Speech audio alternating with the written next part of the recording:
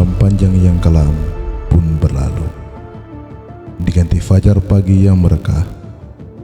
Udara pagi yang segar disertai sedikit debu mengantar Yesus sang anak manusia memasuki bait Allah.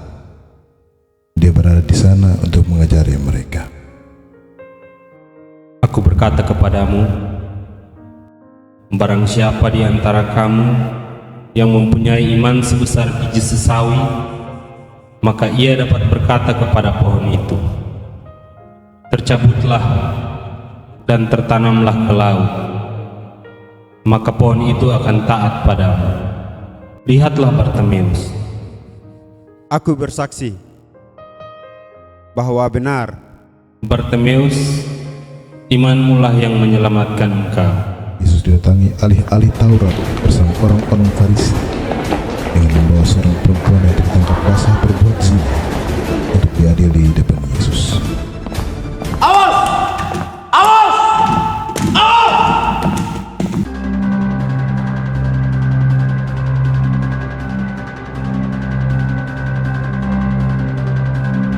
Rabi, kami tahu engkaulah yang menyembuhkan Bartimeus. Kami juga tahu segala perkataan dan pengajaranmu itu benar. Akan tetapi perempuan yang kami bawa ini, ia telah berbuat zina.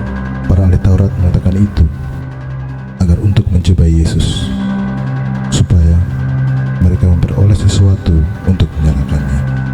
Tetapi Yesus membungkuk dan menulis dengan jarinya di tanah. Tuhan, berikan pendapatmu agar kami dapat mengadili orang ini. Tunjukkanlah Tuhan.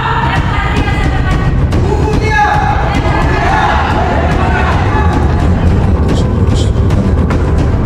Ia pun bangkit berdiri dan berkata kepada mereka, Barang siapa di antara kamu yang tidak pernah berbuat dosa, hendaklah ia yang pertama kali melemparinya dengan batu.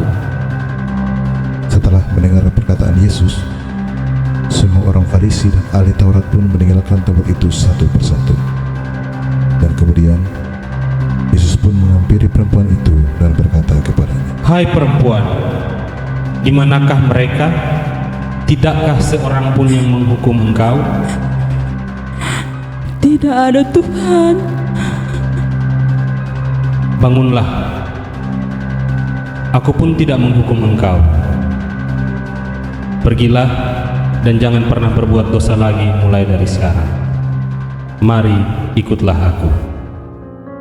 Saudaraku, drama singkat ini juga hendak mengajarkan kita bahwa Yesus adalah pribadi yang berdiri di sisi korban.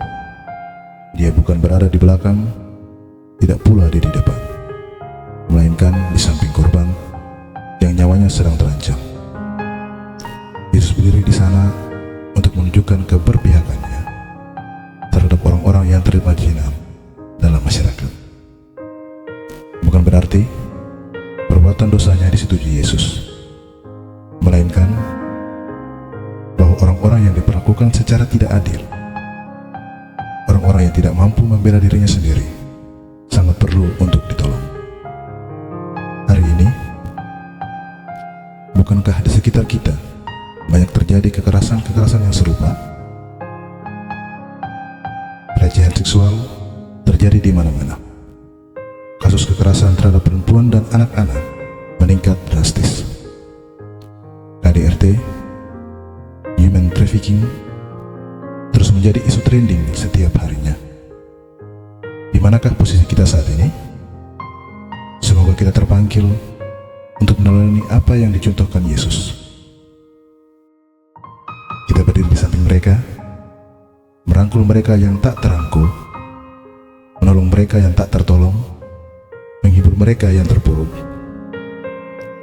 Di tengah dunia yang kadar cinta kasih semakin menipis ini, baiklah kita bersama menjadi orang-orang yang selalu menghadirkan kasih dan damai dalam persekutuan di dalam hidup kita.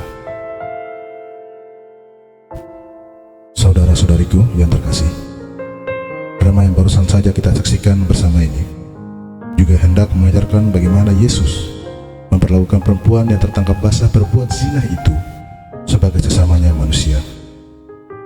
Yesus hendak mengajarkan agar janganlah kita saling menghakimi seorang akan yang lain. Sebab ukuran yang dipakai untuk mengukur suatu saat akan dipakai untuk mengukur diri kita sendiri. Memperbaiki dan mengajari diri sendiri sesungguhnya jauh lebih penting daripada mengoreksi orang lain.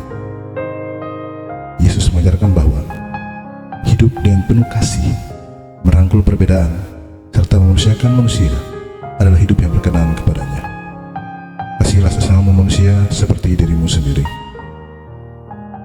Kini, di sini, di Alor Nusa Kenari, negara yang menjunjung tinggi persatuan dan kesatuan antar umat beragama, di sela batang kenari yang rimbun, di sela rindangnya kemiri yang subur, serta butiran pasir yang membentang di tepi laut.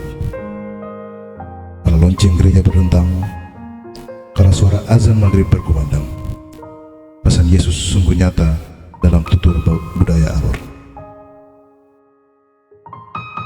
Ungkapan bab musuh tefansah yang difalol dan nadang lalu, yang berarti kita berasal dari satu nenek moyang, sebagian ada di pantai dan sebagian ada di gunung. Itulah kita orang Alor. Kita adalah saudara. Kita adalah saudara dalam Tuhan. Dalam Tuhan kita bersaudara. Demikian fragmen singkat dari kami, pemuda-pemudi Gemi Tibedes Oela Kokar.